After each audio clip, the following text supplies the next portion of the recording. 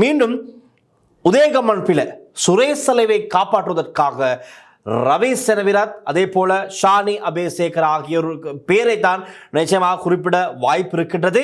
நாங்கள் பார்க்கலாம்.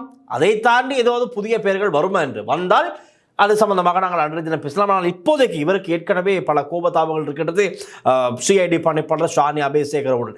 இதைத்தான் சிஐடிக்கு சலைவை பார்க்க உள்ளே சென்று வெளியே வந்ததும் கூட அவருடைய அந்த உரையில் தெரிந்து கொள்ளக்கூடியதாக ஷானி அபேசேகர் உட்பட இந்த விசாரணை குழுக்கள் மீது உதயகம்மன் பிளவுக்கு எவ்வளவு கோபங்கள் இருக்கின்றது என்று அவை நான் நினைக்கின்றதை போல இவர் சொல்ல வருவது நிச்சயமாக இந்த அடிப்படையில், அதாவது சிஐடியின் பணிப்பாளராக இருந்த ஷானி அபேசேகர் இவர் தான் இதற்கு பொறுப்பு கூற வேண்டும் என்றதை போல சொல்வதற்கான வாய்ப்புகள் இருக்கின்றதை நாங்கள் அன்றைய தினம் பார்க்கலாம். இப்பொழுது நாங்கள் சற்று உதயகம்மன் பிள்ளை ஊடக சந்திப்பை நாங்கள் சற்று அவதானித்து விட்டு வருவோம்.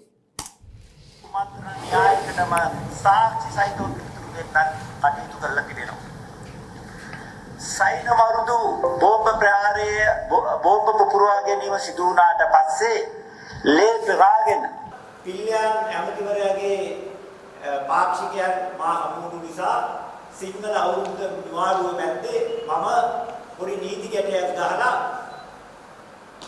පිළියන්ව හමු වුණා. පිළියන් මට කියනවා පාස්පු ප්‍රහාරය පිළිබඳ මම දන්න දෙයක්වත් නැහැ, කිව්ව දෙයක්වත් නැහැ. මගේ පාස්පු ප්‍රහාරය පිළිබඳ එකම එක ප්‍රශ්නයක්වත් ඇහුවේ නැහැ කියලා. මොකද්ද මේ වෙන්නේ? ගිය අවුරුද්දේ පාස්පු සම්වත්සරය ලං වෙනකොට රටට පෙන්නවා පිල්ලයන් නාඩගම. මේ අවුරුද්දේ පෙන්නනවා සලේ නාඩගම. ඔච්චරයි.